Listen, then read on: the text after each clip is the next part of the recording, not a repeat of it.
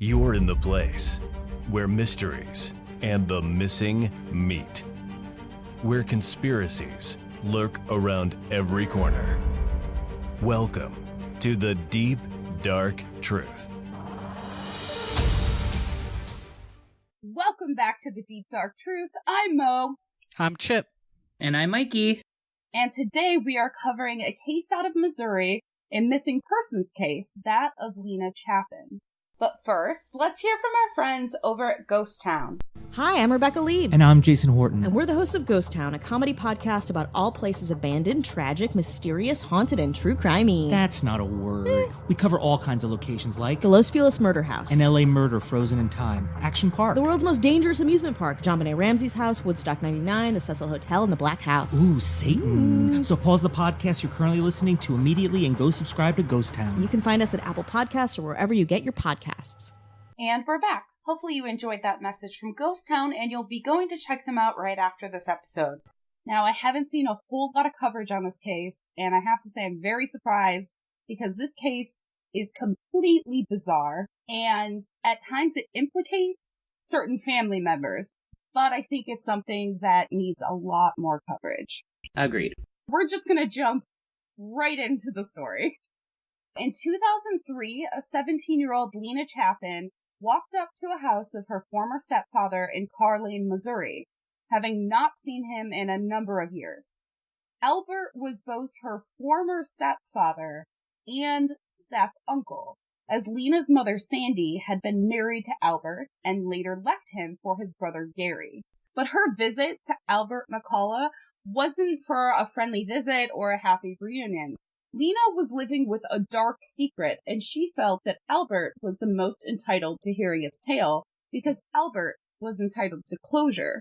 A deep, dark secret. I hate you. During the course of their conversation, she would go on to confess that she knew what happened to his brother Gary, another of Lena's former stepfathers. How many stepfathers does she have? The mom, Sandy, was originally married to Albert. She cheated on Albert with his brother, divorced him, and married the brother. Gotcha. So Lena said that her mother had killed Gary and had subsequently confessed to the 13-year-old Lena and had her help clean up the crime scene. Jesus Christ. According to Lena, her mother sent her siblings off to do chores around the McCullough family farm when she took Lena into the house where her mother was hysterical and kept repeating, "I can't believe this happened." When Lena pressed that she wanted to see what she was talking about, her mother cracked the door to her locked bedroom, where Lena could see Gary McCullough dead on the floor. Yikes. What mother does that? This is not a Mother of the Year situation.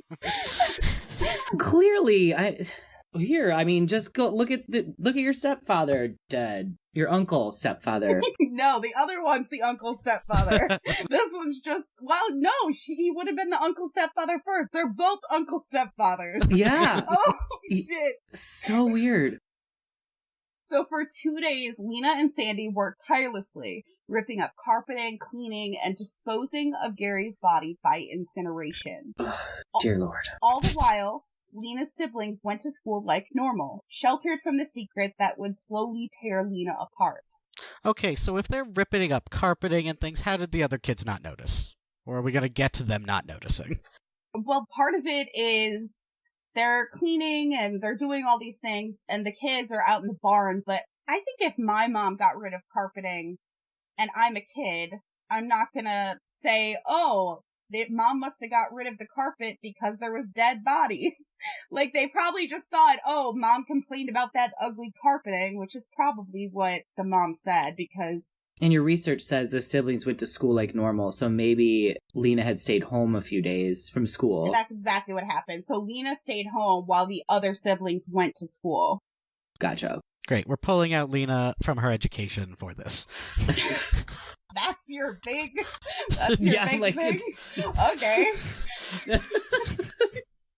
That's definitely the worst thing that this does to Lena's psyche, is that she wasn't in school.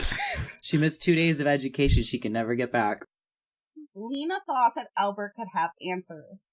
Lena confessed that she felt his family had treated her and her siblings like family, and she didn't think that the McCulloughs deserved to wonder what happened to Gary. But I think that there's a little more to it than that. Lena also confessed that she had trouble sleeping and she felt like she was going crazy from keeping the secret. And I think telling Albert was both a burst of bravery, but also relief for her in hopes that she could cleanse her consciousness in a way. Thus, finally, there was an answer to the mystery of Gary McCullough, but Gary isn't while we're here. Albert recorded his conversation with Lena and he gave it to the police department. But after this conversation, her family retained a lawyer who never let the Barry County Police Department interview her further. And she was a minor, so she's 17 at this time, talking about something that happened when she was 13. So it stalled any investigation. Lena told her mother what she had done and recanted her statement. The police come a-knockin'. What? Yeah, she's only 17. This poor child. Yes. So she basically recants her statement, but she never gets a real interview because she's a minor, and I don't know how, but somehow that's enough to be able to be interviewed. It must have been a great lawyer. I don't understand how that can just, we have a confession of a daughter admitting that her mother killed her stepfather and just not do anything about it. Exactly. So weird. And I don't understand why the confession tape, even if it was recanted, wasn't enough for a warrant on Sandy's house, because she's a minor living with her mother, which put her in a lot of danger and also could force her to recant that statement. So I feel like the police, at the very least, should have removed Lena from the home. Yeah, that's what I was going to say. What? This kid needs to be separated from the mother, at least until we investigate. Yeah, and then the house should have been investigated. Go live with Albert, Lena. Yeah, I don't understand. Lena would have went to live with Albert. This entire case would turn out completely differently. Albert seems like a stand-up dude, which we will get to later, but he's the best step-uncle father a girl could ask for. So I am going to read a little bit from the transcription of the confession tape. She, meaning her mother Sandy, was crying, and all she wanted to say was, "I can't believe this happened. I can't believe this happened," Lena said in the recording. And that's all she'd say. The whole time when she was freaking out and telling me, she was bawling and saying, "I can't believe this happened." And I asked her, I'm like, I want to see. I didn't believe it. You know, when you think to yourself, okay, there's a dead person in your house. You know, you're not thinking it. No, I do not know. Michael does. He's like, I know. Come over for spaghetti dinner. We're having Ouija boards and murder, Michael says. There's nothing in the cupboard underneath the stairs. I don't know what you're talking about. Later, she said, if you want something of Gary's to stick in the ground, there's nothing left. He was burned, completely burned in everything. Everything that was, left at the burn pile was put in buckets and spread all over. So I don't remember where they're at. I was there. I'm the only one that knows. I'm the only one that knows exactly what happened, but there's nothing left. There's nothing left. I burned my fingers. I burned a few of my fingers picking up ashes and bones. Was there a missing person report? We are going to get there in just a second. It's so yikes. So let's back up a bit to directly after the disappearance of Gary. So during the time period of Gary's alleged murder, because there's no body, so alleged, Sandy had been having another affair, this time with a man named Chris Klemps, who moved in with Sandy, get this, a few days after Gary's disappearance. What? I'm not lying. Poor Gary. Also, they ripped up carpeting, so that carpeting was brand new when that new guy moved in. It was 5 minutes after the glue dried. So you're saying a child has been through a father, a stepfather, another stepfather, helped destroy the third body after her mother murdered him, and then she brings in a new man to move into the house 3 days later? Her biological birth father. She still had some type of relationship with him. I would have moved very far away from that woman. I don't think if he would have known that he would leave his kid with her, but I digress. A few days after Gary's disappearance, Chris Klemps moves in, but she doesn't report Gary missing for 2 days.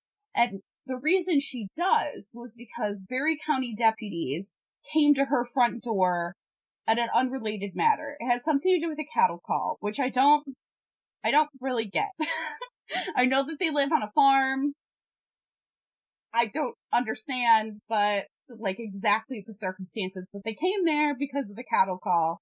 And then she kind of word vomits, oh, maybe I should be reporting Gary missing to the police officers. What? Yeah. But she didn't know that, or maybe she was tipped off, but Gary's co-workers had already reported him missing. So she didn't even report him missing. His co-workers did. When the police show up to her house, she's just kind of like, oh, maybe I should report him missing. Weird. And it says a few days after, and I know a few days after, that's 2 days after, and a few days after Chris had moved in with her. So the next day, maybe this Chris guy moves in. Maybe he's already living there and the police don't know or realize. But if Gary's coworkers reported him missing, wouldn't the police go straight to the wife and the house and be like, hey, so your husband, brother, uncle was reported missing? See, I was also thinking that, but I think that because it said specifically that it was related to a cattle call, the only thing I can think of is that maybe that same day or that same morning, he was reported missing by the coworkers, and so they still hadn't quite started working that case yet, because they would have did a wellness check first before they assumed that he was missing. So there wouldn't have even really been a case until they did the wellness check, and it might have been different departments. You know, the people that go out for cattle calls aren't probably the exact same people that deal with missing persons cases. But you'd think they would still follow up on it. Yeah. Like, as soon as it was reported. Well, after this, they definitely do. When the police come and she's like, well, maybe I should report him missing. Then they're like, okay, this is weird. I just don't believe it. I think this is just pure made up. For real. Nonsense. So in 1999, authorities tried to charge Sandy's boyfriend Chris with conspiracy to commit murder, alleging that he tried to hire someone to take out Gary, but the case was dropped for insufficient evidence. There wasn't any detailing of what evidence they had. I don't know if the conspiracy to commit murder was before anything was actually done, like maybe he tried to hire someone allegedly before this happened, couldn't find anyone, and it was like, well, I guess we got to take care of business ourselves.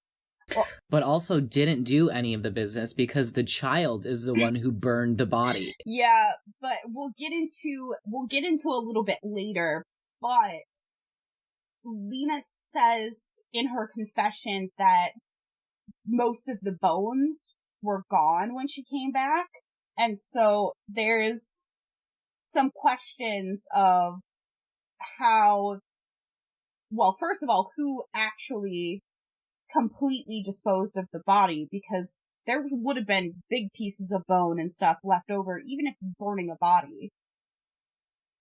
It's not going to be completely incinerated when you're burning it in a bonfire. It's not like, you know, you have a large piece, an incinerator or actual piece of machinery.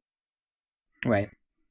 But regardless, I think that he would have to have some type of knowledge about it at least, even if she's the one that did the deed herself, the mom. So Sandy was able to secure a divorce from Gary, and she married Chris in the year 2000. Which, in my opinion, and only my opinion, seems a good way for neither of them to be compelled to testify against each other.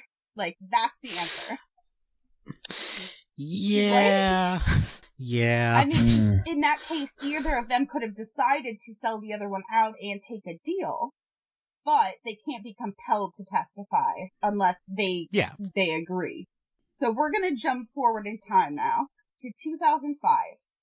Gary is legally declared dead. A few months later, on February 14th, 2006, it's Valentine's Day. Lena is engaged and she's living with her fiancé Jason in an apartment in Steelville. She has a son named Coulter, who her mother keeps threatening to take custody of. Oh, dear Lord. Yeah. She goes so far as to try and get Coulter to call her mom instead of grandmother. Yikes. Uh-oh. Yikes, yikes, yikes. As if we don't already have enough red flags. If the murder wasn't known. Oh my god. Guys, this is nothing. It just escalates so quickly. She's going so far as to try to get Coulter to call her mom instead of grandmother, and Sandy wanted to use Lena's history of drug use as collateral to gain custody of Coulter, which has some truth to it. So after the death of Gary, her mother had married Chris and moved the family to Salem, Missouri. Lena had trouble eating and sleeping. She started getting in trouble with the local police, and she dropped out of school. Soon she found herself pregnant with Coulter, and she started making steps to improve her life. And according to sources, she was a good mom. She had hopes to move to Arkansas to escape her past and wipe the slate clean in a new city. And I would say that the drug use is as a result of being traumatized as a 13-year-old. I mean, I wonder if I wouldn't be able to sleep and I turned to drugs if that happened to me. Yeah. I wonder why she's dropping out of school and having trouble. The younger you are when something traumatic happens to you, the worse it affects you as an adult. 100%. I couldn't imagine this as an adult, let alone as a child. I can't imagine having it be something like this. Instead of it being like a death or something happening to you, to someone close, you're directly involved in this. Yeah. My favorite thing is Chip just groans. Chip doesn't have words. He just goes, yikes. I'm not sure what the words are for a 13-year-old burning themselves, cleaning up a body that their mother murdered, and they burn together. Yes. Yeah. A family that burns together. No, absolutely not. I hope our listeners know that we have big, huge, gigantic hearts, and I cry and weep over the stupidest things, but it's just, this is so bizarre. Like, it really is bizarre. It is just gonna get worse. So Lena, knowing her own childhood was the catalyst for her mistakes, vows that her mother will never get her hands on Coulter, quotes, over her dead body. Oh, Lena. So Jason says goodbye on his way to work, her fiance, kisses Lena on the cheek, and he returns, not to find Lena, but to find Sandy and two others gathering Lena's possessions. Oh my god. Sandy tells Lena's fiance that Lena left for Florida with another man in a black 2000 Chevy Cavalier. Specific? It is very specific, which makes me wonder if somebody Sandy knew had that car. In my opinion, possibly, allegedly. Do we know who those people were that were helping her move Lena's possessions? So I'm not positive, but on one site, I didn't include it because it was only one source that I was able to get it from. Someone said that one of them was Chris, the mom's husband. Shocker. Weird. Yeah. No one hears from Lena. No one seems to question, out loud anyways, why Lena hasn't called or turned up for all her things. Sandy continues to perpetuate that Lena left with a man, and later she starts saying that she left to join a carnival. One of Lena's sisters, Brandy, and one of Lena's friends say that they never believed the story fully because Lena would never leave Coulter. Again, back to that over my dead body comment. I don't even know these people. I don't believe that story either. I mean, who would? Who joins a carnival? It's 2006. But just completely random and like leaving your child, even though you've been swearing up and down you will not leave this child. And she's obviously turning to a right direction in her life because of the child. Just doesn't make any sense. And back to what Chip said, it's 2006. Who's just leaving their kid to go to a different state to join the carnival? Even if she was an aerialist and the story was that she left for the circus, I still wouldn't believe it. I feel like if she was running away, she would have taken the child with her. She wanted to leave to go to Arkansas with her fiance. Let's talk about how she has a fiance that she lives with. And this is the story. Yeah, they should have gotten is so far away. I don't understand it. So even with circumstances being what they were, she is not reported missing. And why would she tell her mother, who she clearly doesn't have a good relationship with, "Hi, I'm leaving, you're the only one who knows this"? Yeah. Like, I don't... Also, leaving her mom with Coulter, that to me is the biggest red flag. And he believed it? Like... I know that her sister knew, and I knew that she had a friend that knew about the entire backstory with, her mom. But maybe she didn't tell him that. If she wanted to run away, maybe she didn't tell him everything that had led to her going down that path and everything that happened with Gary. Yeah, that's perfectly plausible, but he would still report her missing, don't you think? Yeah, but if your mom came to me and said, oh, Michael went to join the circus? Maybe not that. Michael went to a gay nudist resort in Fort Lauderdale. I mean, that's believable. Say, yeah, he probably did. That is 100% believable. But she used Lena's drug use to fuel the fact that that's why she had taken off on a whim with this guy. Because she was doing drugs again and she was with this guy and she was running off with this mystery man in a black Chevy Cavalier. But you're engaged to someone. Wouldn't you want to hear that from them? Or see it yourself? Yeah, but also if their mom tells me, I might be too hurt and might just decide that I never want to talk to them ever again. Right, you were just told you were being cheated on by your fiancé. Right. I know. I need proof. I wouldn't be able to rest like that. So, meanwhile, this criminal investigation is at a dead end. There's no access to Lena, but Gary McCullough's daughters believe that they have enough to file a wrongful death suit, and thus begins a court battle. They file their lawsuit in July of 2006. It alleges that Sandy and Chris conspired to kill Gary. Sandy and Chris are then served papers by the Dent County Sheriff's Department and asked where they could find Lena so that they can serve her papers as well. Sandy tells them that she's moved to Florida and joined the carnival, which left Sandy with custody of Coulter. Jason isn't Coulter's father, right? Right. Okay, just checking. So she got pregnant very young, still a teenager. Yeah. And so I don't believe that he's her father. So Lena's father is not mentioned. I mean, Lena's father of the baby is not mentioned at all, right? No. So therefore the court just awarded Sandy because she's the grandmother. Yeah, and there's not even any specifics about how she gained actual guardianship. She didn't. She just took him. It just kind of like, he was left in my care and now he's mine. And her sister never filed any type of custody or anything like that. Right. Because Brandy, I believe, is her older sister, but I don't think she's that much older than her. So it's dicey. And then she'd have to win a court custody hearing to take guardianship of him against somebody that's, her mother and much older than her. Although I think that she would win if she even had any job or any shelter whatsoever. She's a murder suspect. She gains custody of a child. The court never contacts the parents. I assume never contacted the actual biological father. And she just then is has custody of him suddenly. So we're going to jump in time again. Now we're jumping to November of 2008. Lena's father, Robert Chapin, after not speaking with his daughter for 2.5 years, and likely being fed the same carnival story as everyone else, makes the decision to file a missing persons report after speaking with a sheriff. Her ex-stepfather, Albert, after learning of her disappearance at this time, drives to other cities nearby and puts up missing persons posters. And this is what he said. I don't think they were up but for a couple of days.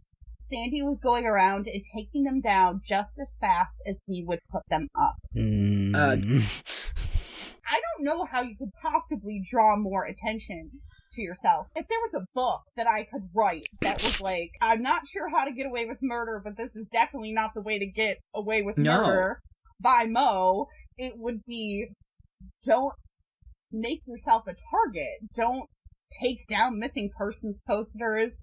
Cooperate with the police until a point where you are positive that you're a suspect.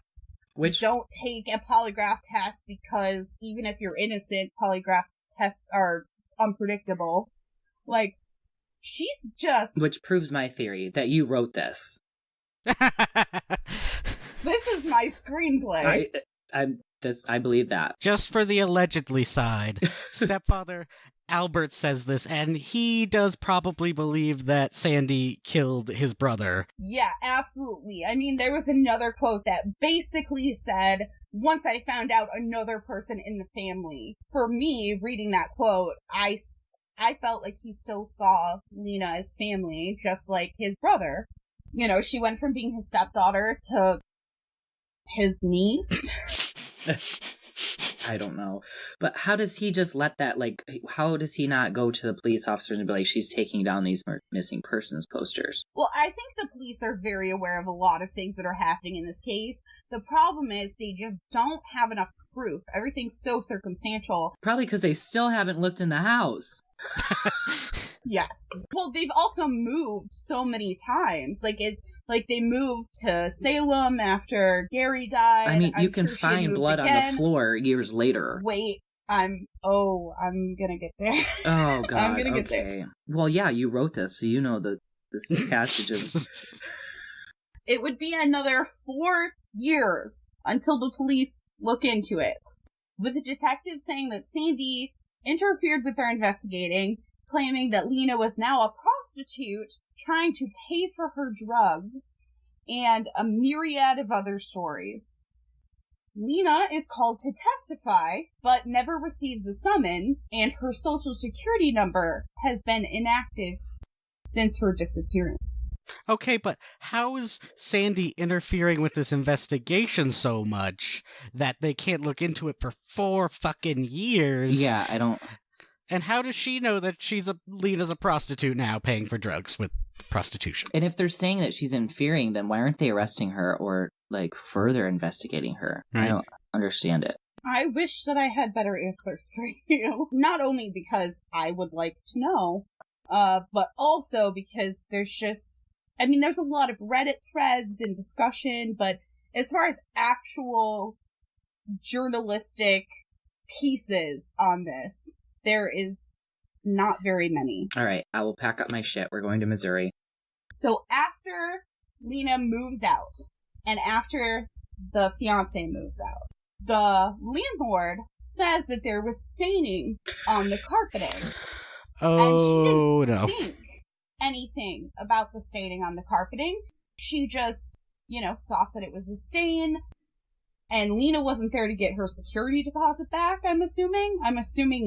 She just took the security deposit, even though it says nothing about the security deposit. But normally, if you damage something, either the landlord sues you for damages or just takes your security deposit and says, we're going to call it even.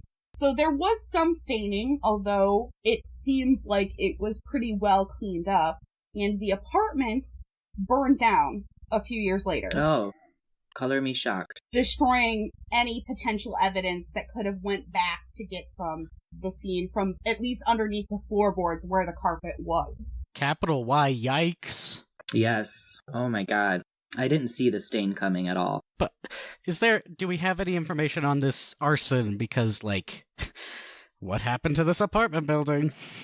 Or house or whatever? I don't remember, but I don't think it was arson. Okay, it was just like the stove did whatever. We don't think Sandy did. We don't allegedly think that the mother didn't do this. How do you not accuse a person? In my opinion, I do not think that Sandy lit the fire. Okay. Because I don't think that she thought she had to light the fire. Honestly. I mean, at this point, yeah. If she did have something to do with it, possibly, at this point in the game, if everything went down the way that the facts would lead our rational minds to believe, I don't think, if it was me, I would think I had anything to worry about. My ex-husband is dead. I got remarried to somebody who can't testify against me. My daughter tried to narc on me, and now she gone. And the police aren't doing anything. I haven't even been served a warrant. I'm allowed to take down missing persons posters and nothing happened. Yeah, so if they haven't had a warrant on my house, they're definitely not going to get one for this apartment that she hasn't even been in for a long time. Mm-hmm. But she's gone for 7 years before they start investigating. It's almost 3 years before she's even reporting missing, and it's another 4 before they start working the case. So she can't testify. So she cannot testify, obviously, because she never gets the summons, and her social security number has been inactive, and nobody's ever seen her. So they can't use the recording in court because they can't talk to her ever again. I'm not sure what the consent laws are in Missouri, whether or not you have to be aware that you're recorded or not. Right, and it was Albert who recorded it, so it wasn't like a police recording. Yeah, but also she was a minor, so they didn't use that footage, but her sister did take the stand to repeat the version of events that she had learned from Lena. Is this Brandy? This is Brandy. So this is her swearing under oath that this is what she was told by Lena. Right. This feels like hearsay, so not great. So in 2013, 7 years after the beginning of this trial, Gary's daughters win their suit, and they are awarded $7 million in damages, split between Sandy and Chris. And how that was broken down was that it was $1 million for taking Gary's life, split between the two of them, which is a strange number for me because it was $3 million each that was in damages for the outrageous nature of the crime, which we can all agree that this is the most outrageous case. Yeah. So they win the case, but they don't go to jail. It's a civil case. Basically, they don't have enough evidence that's not circumstantial to hold up in court. Although I would argue that this is an insane amount of circumstantial evidence, and that things have been tried for way less circumstantial evidence and have been convicted. Did they have $7 million? So probably how it works is they have to pay a certain amount to the court and then a certain amount per month. And if they don't pay that amount, then their wages get garnished. It probably works a lot like... Yeah, like that owing taxes and stuff. Yeah, owing taxes or owing child support, like friend of the court will garnish you or whatever. So to this day, neither Chris or Sandy have cooperated with the police at all involving the whereabouts of Lena. They then divorced, and Sandy got married a fourth time. Run, Joe, run! You got to be kidding me. I am absolutely not kidding you. I wish I was. This is the most infuriating case. And it makes me so angry. But that's why I felt like we needed to cover it, because it's insane. We didn't let you finish the last part, or I didn't hear it. Sandy still has custody of Coulter. What the fuck? So she got married the fourth time to Joe Wink, and she still has custody of Coulter. Mom. He probably calls her mom, right? Yeah. I wonder if Brandy or any of the other family members of one of the families has had a conversation with Coulter. Well, Brandy and her mother are estranged, and Brandy was quoted saying that she hopes her mother goes to jail, and that basically that it's ridiculous that her mom gets to walk free and Lena doesn't get to be heard from anyone. Yeah, I mean, I agree with that. Hashtag justice for Lena. Seriously, though. Justice for them all. Jeez, oh Pete. I know at times it seemed like it was a funny case because of how comedy of errors it was, but it really is tragic. It's very tragic. It's tragic for Coulter. Mm-hmm. That ended on a nice depressing note. No, it's ridiculous, and then at the end you realize, oh shit, she's still missing. And not only that, but you would think, okay, let's just talk hypotheticals here. We make no claims about the following statements or the preceding statements. Perfect. Let's say, allegedly, that she dies in that apartment on Valentine's Day, 2006. How do they move somebody in the middle of the day out of that apartment? Because the fiancé is coming back from work eventually. Like, they have a limited amount of time. I would assume, well, if I was smart, I would get her to get out of the house. But if there was a suspicious stain in the apartment, that kind of makes you think that she would have died in that apartment if she did, in fact. Right, and Jason would notice the stain, or... Oh, the stain was in the apartment of her and her fiancé? Yes. I thought it was the original house. I thought it was from Gary. No. Well, there's probably a stain there, too, but... That's what I was thinking. Okay. Okay, but I looked up the Car Lane, the original city for all this. It's, like, so minuscule, the Wikipedia is one sentence. So, where are they now? They're in Salem at this time? The apartment that Lena had with her fiancé is in Steelville, Missouri. Well, how big is Steelville? Hold on one sec. Population of 1,600 at the 2010 census. I was just going to say, I would have assumed that it was small because the people investigating are Dent County Sheriff. So it's the sheriff's office versus I would have my hometown police department. And then if it was a huge case, I would then have my county police department. Yeah, they probably only have like 2 police officers in the whole city. I mean, I would imagine it's probably more in lieu of 12 or 10. Yeah. I don't think that it's necessarily like detectives, homicide, missing persons cases. I would assume anything above a day-to-day operations would then default to the county. Right, so my point was it would be easy to get a body out in a small town like this just because there's no one around to watch you. But it's an apartment building. It's not a house. So there's other people that live in this apartment building, and because it's a small town and there's an apartment building, you would assume that this is in like one of the more populated areas of the town. Fair. If there's an apartment building in a small town, I assume that there is a corner store across the street from it. I assume there's other things very close. The guy who got divorced, Chris, right? Yes. He hasn't come forward and said anything? Like, he probably helped move the body, right? Well, how does that whole not testifying against your wife work when divorce happens?